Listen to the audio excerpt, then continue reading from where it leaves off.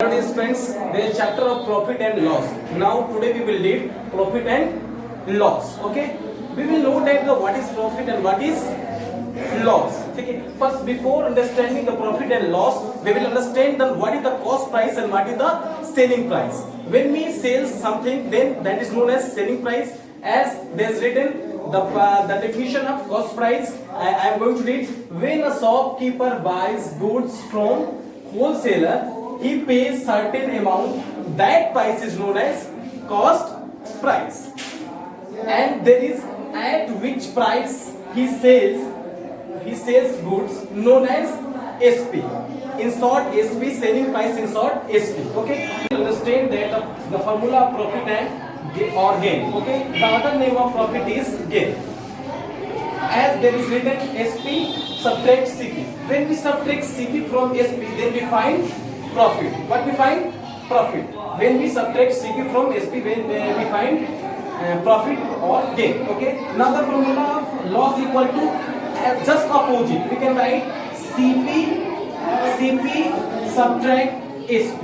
When we subtract SP from CP, then we find the formula of loss.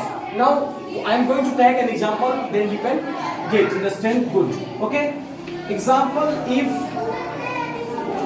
if SP equal to 400, or selling price, we can say selling price equal to 400 now, and CP equal to 300. If we have to find the profit, then we will put this on this formula. Now we can, there is written SP subtract CP. Now the value of SP equal to 400 and the value of CP equal to 300.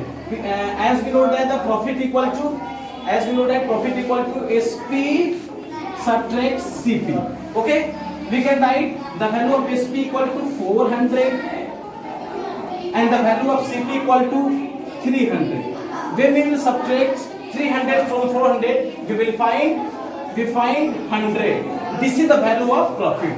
Our profit is 400. Okay. Now I am going to take an example of loss. Okay. As we can write, if when we find loss, there is a thing, when we find loss, then CP will be greater than SP. Okay. So we will put the value of CP is great. Okay. So CP equal to, if CP equal to 500, when we buy something, is CP equal to 500, and now SP equal to 300. So in this we have to find L for loss. Loss is not given, we will have to find. Okay. Now we will as we know that the loss equal to CP subtract SP.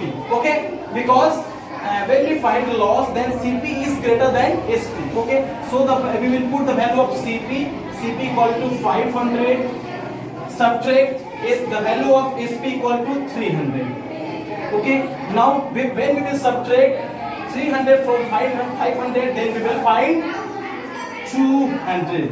This is the value of loss. Okay, in the next chapter we will understand after profit percentage and loss percentage in the second part. Thank you.